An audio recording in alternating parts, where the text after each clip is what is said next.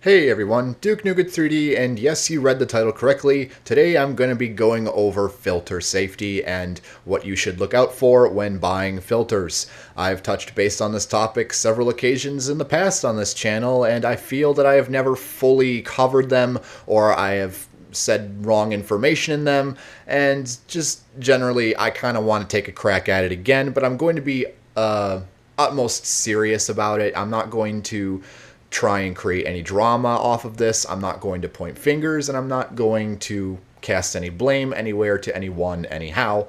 So first off, I'd just like to mention all research on filter safety is based entirely on speculation. I think that's the one thing most people get wrong right off the bat. And again, even before I go into detail with this, I should mention that this video is entirely my opinion based off of my own personal research and discussion through other collectors.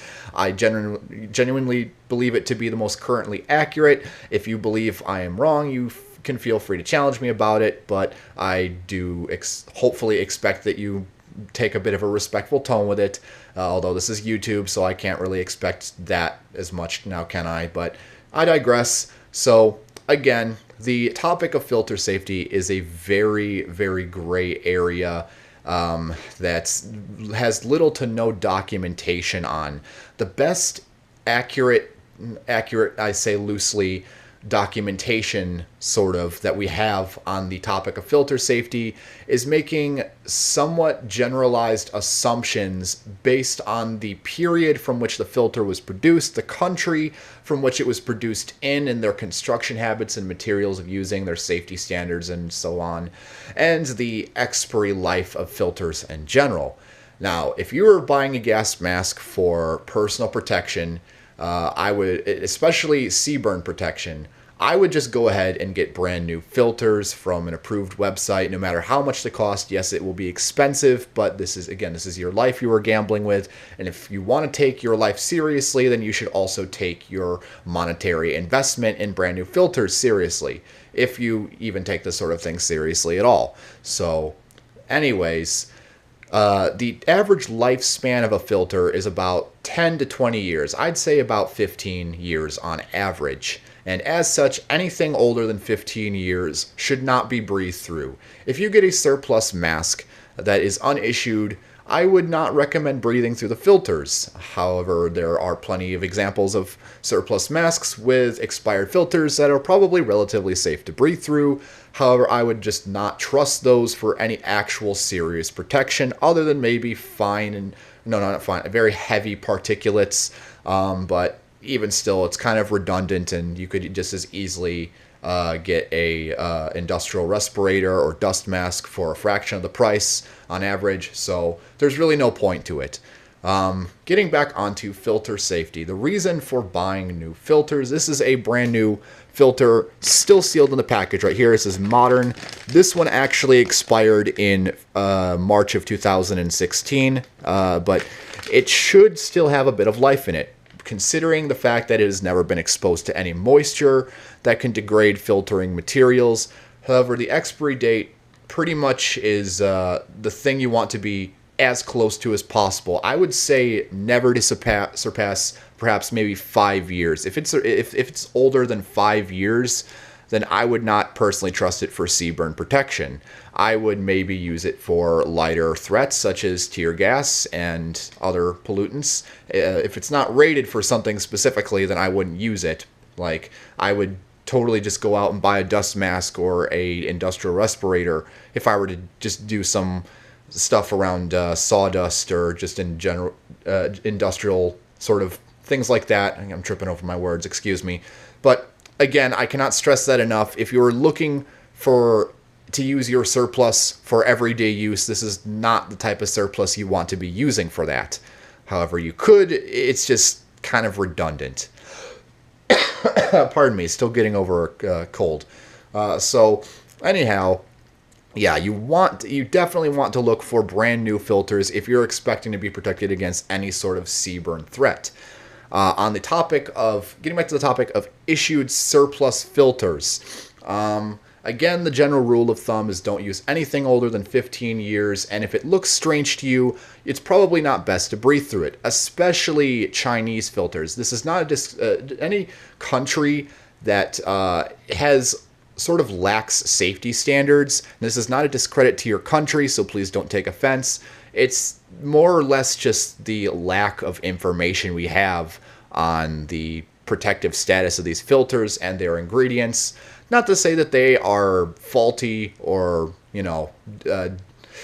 detrimental to your health in any immediate way. It's just not a gamble you personally want to take, if you sort of know what I mean. So there's also a thing to watch out for when you are buying new filters. At this point, I'm pretty much speaking about 40 millimeter filters. There is two types of 40 millimeter filters, and the new collectors on the, just out there will typically buy the cheapest mask that they could find. Of course, they go for 40 millimeter ones, but most collectors do not, at least newer collectors, do not know the difference between NATO 40 millimeter and GOST 40 millimeter. Most people don't even know what GOST 40 millimeter is.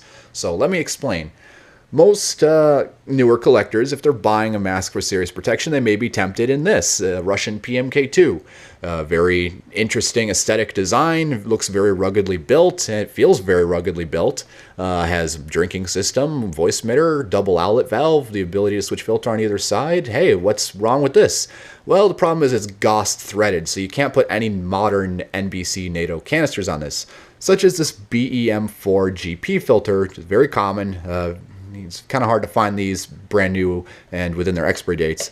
But as you could see, it's near impossible to thread on there without the thread slipping. Very similar to GOST threads, I might add, but not quite the same. Here we have a Russian EOS 62K canister, which is GOST threaded, so it screws on perfectly. One thing to note, if you are living in a Eastern Bloc country that does produce GOST threaded filters and it is difficult to get a hold of brand new NATO filters, then you will be happy to know that if you are buying a Western mask, GOST 40 millimeter does thread into NATO 40 millimeter female threads. So just be heartened to know that that is a potential for you in Eastern Bloc countries if you can have easy access to brand new and fully usable GOST canisters, then you can totally use them with NATO 40 millimeter masks. However, you cannot use 40 millimeter NATO canisters with GOST threaded masks. So just keep that in mind. And yes, you can technically force them in. Many eBay sellers try to do this to give the illusion that it is a good seal. However, it is not. You will mar up the threads, you will chew up everything, and it will not make a good seal. It will damage the mask. I will never recommend anyone attempt to force a filter into a thread with which it does not fit or is not intended to. So that out of the way, let's get down to NATO masks themselves. So as I said, if you were living in a Western country, it is near impossible to find GOST canisters that are brand new factory sealed. So if you're buying a Russian mask or a GOST threaded mask in general from an Eastern Bloc origin, for actual protection, my advice to you is don't. They are collector's pieces only, not because they are bad masks, but because the filters are possibly hard to find for them brand new. So I hope that clears any just any confusion on that sort of idea. So moving on still. It is very easy to find unissued NATO canisters that are within their expiry dates, or at least close to it. Here you can see this United States C2A1, but the thing you want to know is even if it is a modern canister, it may not be safe to use, because if it is an opened canister, like a lot of people when they buy masks, they have this misconception that if it is a modern canister, it is perfectly fine to use. Like there is a good potential that the mask has been through train. Like especially like say you're buying an M40, it comes with a C2A1 already attached to it. It is already opened.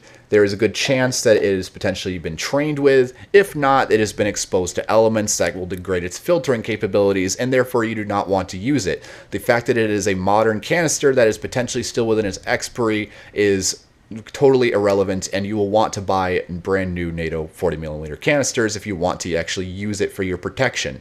Another thing to note Excuse the coughing. I apologize again. You will want to always, always, always check the seals on your mask. If you have a brand new filter with it, it is totally worthless if your mask does not seal against your face. So you will want to always check that it fits you properly and that the valves on the mask and all attached components do not leak. The easiest way to do this is to do the standard seal check, where you take your filter, you have it screwed snug but not over tight into the mask. You have the mask adjusted properly on your head. You inhale, hold for 10 seconds, and if the mask does not release from collapsing against your face, then it is a proper seal. So that is the average seal test. And to go a bit further, the most in-depth seal test that you can do is with amyl nitrate, otherwise known as banana oil. It comes in little ampules that you crush, and then while you're wearing the mask, you hold the ampule around certain key points where you may suspect a leak or where a leak may form, like around the valves, the face seal, etc. And if you detect the odor of bananas, the mask is leaking and you should look into it. A couple final notes. What filters to avoid? Obviously anything older than you and older than 15 years, and anything that's opened if you actually want to use it. So 60mm masks, you should avoid these by default, but you don't necessarily have to. Like say you have a Finish M61 third model that seals perfectly. You have a 60mm mask, just seals absolutely perfectly, nothing wrong with it at all, but it's 60mm. Obviously they make adapters, so that's an easy enough fix. Personally, I would just say get a really cheap Israeli model number 4A1. That would probably be a more worthwhile investment for your overall protection, but if you're hurting to use an older mask that is 60mm and it seals properly, and you can obviously get adapters for it, and just by all means go for it. Another mask to avoid, proprietary filter designs, especially cheek filters. I don't think I really need to say this, but cheek filter masks are a no-go. You're not going to ever find a cheek filter that is brand new, unissued, and within its expiry date. And generally, it's just, why would you want to? It's such a, the filter medium is very obsolete. They run out of filter life very quick. It's difficult to replace them, and it honestly baffles me the amount of people I see wanting to get a Czech M10 or OM10 as their standard use gas mask for prepping or whatever bullshit they're doing. So yeah, avoid cheek filter masks, and I say avoid other proprietary filter mediums as well, like the M50. Don't use bayonet filters. If you're planning on getting an M50 or a GSR just because there's state-of-the-art masks, don't. Bayonet filters are a meme that's probably going to die within the next 30 years, and that's actually being quite generous. Get 40mm, and if you have to get a bayonet filter mask, at least find one that is 40mm compatible, and I do mean NATO 40mm, not the PMK2, because this is technically a bayonet mask, but it's internal bayonets. So yeah, always get 40mm, and if you do get 60mm, just as long as it seals, be sure to get an adapter so you can use modern 40mm.